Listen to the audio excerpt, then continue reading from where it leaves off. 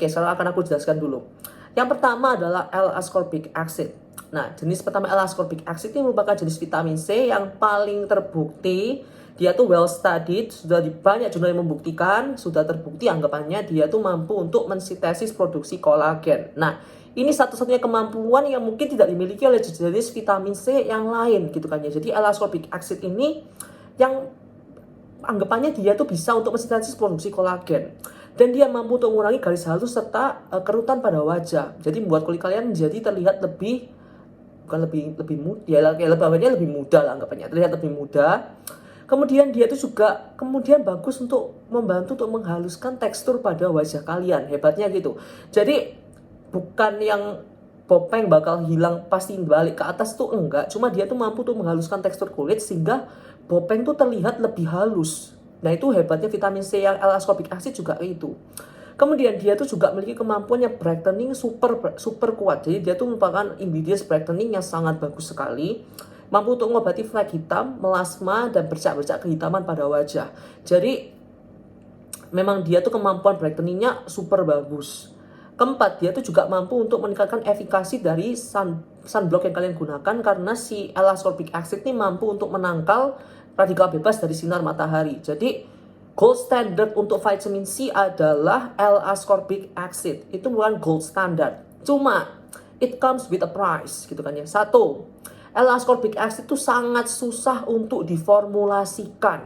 Kenapa gitu kan ya? Pertama, L-ascorbic acid seperti yang kita tahu vitamin C itu sangat-sangat mudah teroksidasi. Dia mudah teroksidasi oleh oksigen, udara, cahaya, dan air. Seperti yang kita tahu, vitamin C larut dalam air. Jadi kalau kalian kena air, dia larut. Pertama, kena udara, kena cahaya, kena sama oksigen, dia akan berubah menjadi kuning maupun coklat. Dia teroksidasi. Jadi formulasi dari L-ascorbic acid ini sangat susah karena dia sangat tidak stabil. Kemudian yang kedua, L-ascorbic acid itu bekerja di pH di bawah 3,5. Jadi dia itu sangat irritating karena pH-nya yang sangat rendah, di bawah pH kulit, yang mana pH kulit itu kan 4,5, itu kan yang paling rendahnya pH kulit. Ini 3,5 di bawahnya lagi, jadi bisa pH 3. Jadi cukup irritating bagi yang kulitnya sensitif. Kemudian vitamin C yang L-ascorbic acid, karena aku udah cerita kok dia sangat susah diformulasikan, sehingga kalau misalnya produk itu mengandung L-ascorbic acid, rata-rata harga produknya itu mahal karena memang perusahaan itu akan berusaha untuk memformulasikan sebisa mungkin supaya vitamin C jenis ini supaya stabil, sehingga rata-rata ya L-ascorbic acid itu harga serumnya mahal-mahal gak karuan gitu kan ya. Jadi itu kelemahannya L-ascorbic acid. Tapi untuk kemampuan dan efektivitasnya dia paling tinggi. Oke, sebenarnya kita pergi yang kedua. Kedua adalah magnesium ascorbyl phosphate atau MAP. Nah, jenis MAP ini merupakan jenis vitamin C yang lebih stabil dibandingkan dengan L-ascorbic acid. Dia bekerja di pH sekitar 6,4 atau 6,7 dan pH 7. Jadi pH yang rata-rata netral gitu kan ya. Dan magnesium ascorbyl phosphate ini juga bagus untuk brightening kulit. Dia bagus untuk brightening kulit. Dia juga bagus untuk sebagai menangkal radikal bebas bagi antioksidan, dia juga bagus. Cuma dia belum banyak jurnal yang membuktikan kalau dia itu memiliki kemampuan untuk mensintesis produksi kolagen.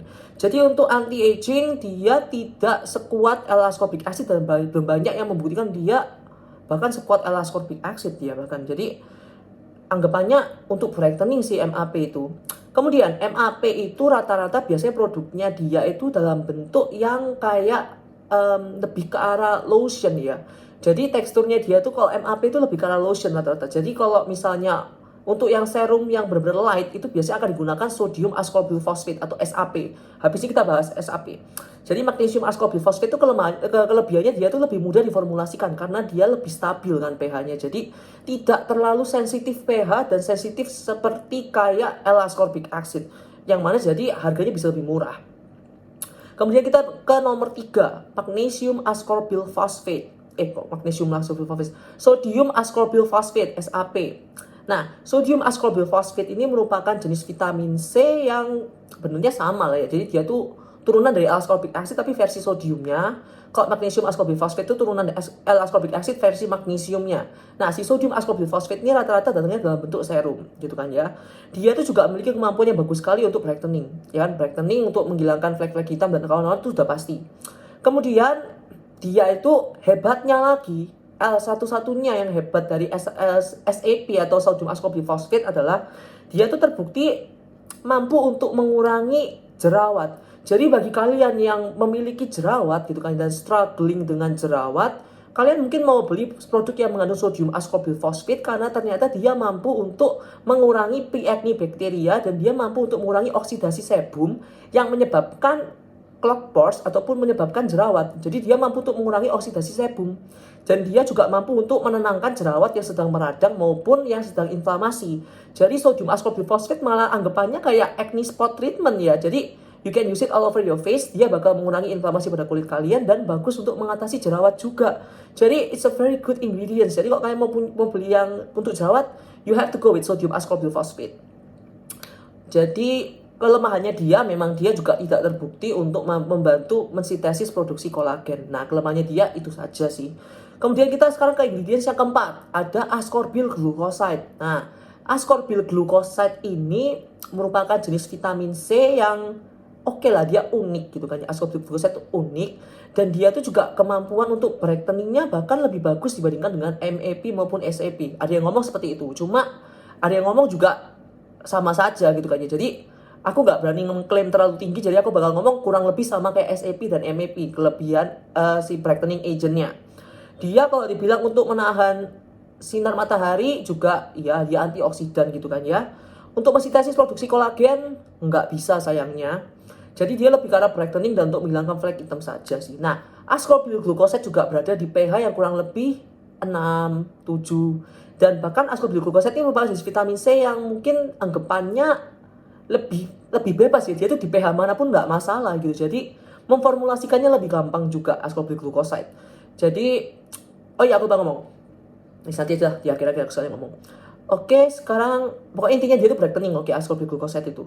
Kemudian kita sekarang masuk yang kelima, ada 3 ortho ethyl ascorbic acid atau namanya EAA, ethyl ascorbic acid atau ethylated ascorbic acid. Nah, ini jenis vitamin C yang terbaru gitu kan ya. Jenis vitamin C yang mungkin baru-baru belakangan ya dia pakai gitu kan ya. Cuma ethyl ascorbic acid itu termasuk jenis vitamin C yang menurutku paling lemah menurutku. Jadi dia itu paling lemah sekali bahkan bisa dibilang. Jadi kemampuan brightening-nya oke lah. Oke, bisa brightening kulit. Jadi kulit nggak terlihat semakin nggak terlihat kusam banget. Untuk kemampuan menghilangkan flek hitamnya oke lah, nggak sebagus itu, cuma bisa untuk mengurangi flek hitam gitu kan ya. Dan si 3 ortho ethyl ascorbic acid ini perlu konsentrasi yang tinggi banget untuk bisa menghilangkan flek hitam. Jadi inilah kelemahannya si 3 ortho ethyl ascorbic acid.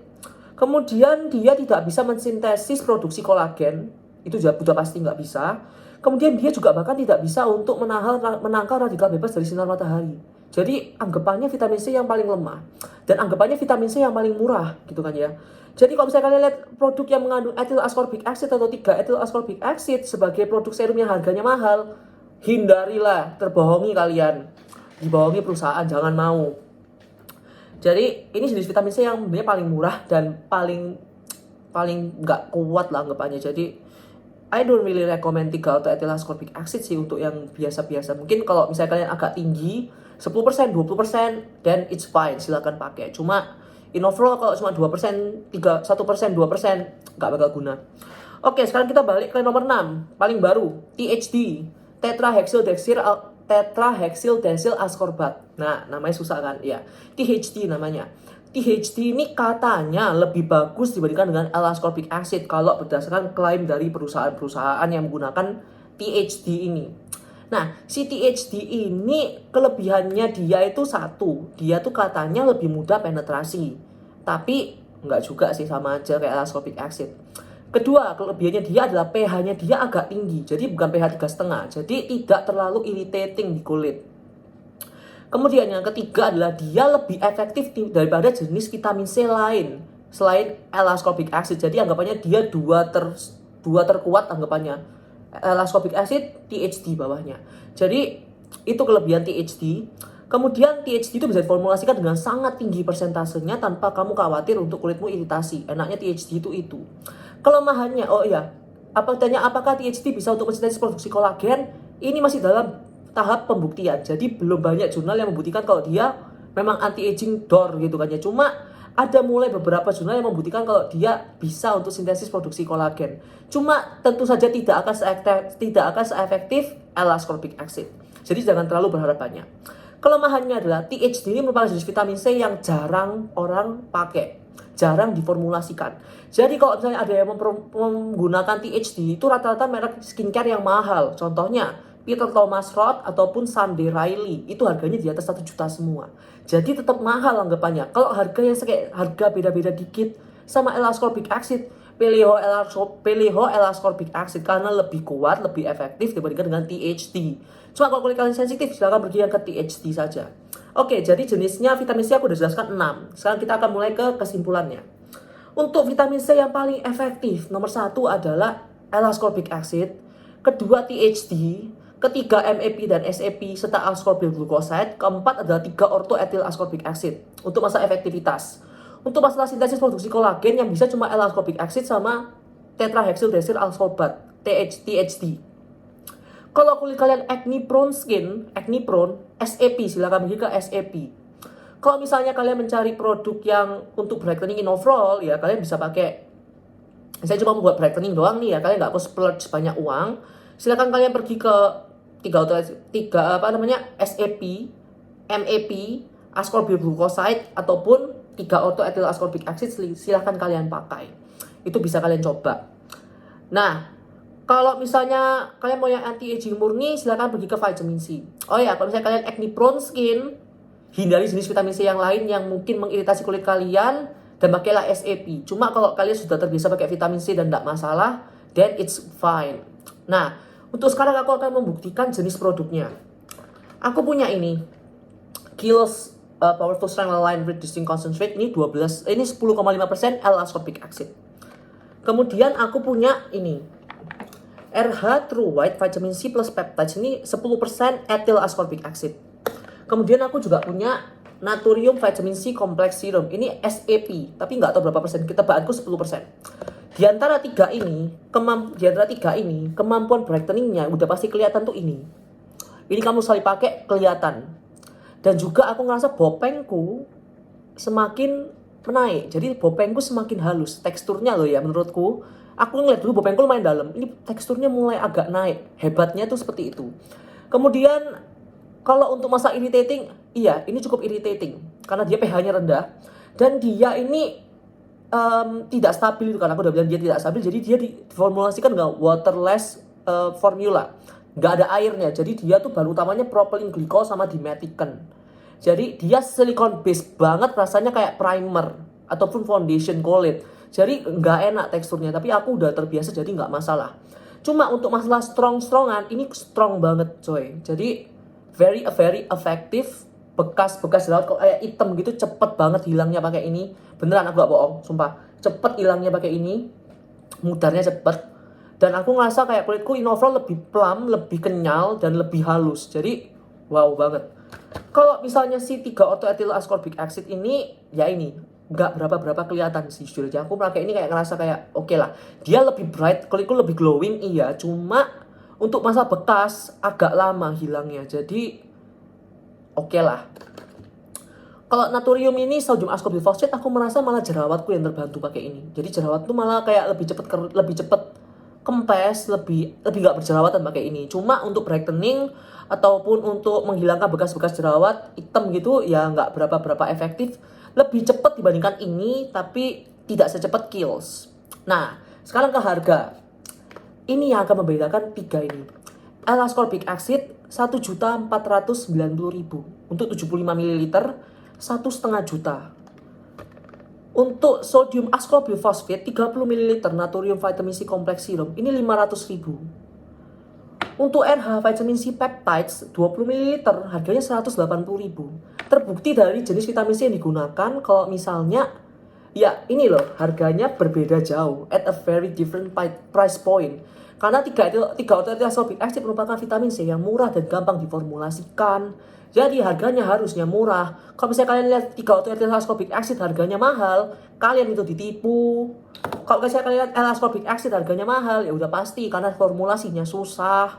Kalau untuk SAP ya harga 200-300 ya normal lah. Harganya agak lebih mahal dikit dibandingkan dengan 3 orthoethyl ascorbic acid. Jadi begitu saja dari aku penjelasanku. Thank you so much for watching. See you next time. Bye.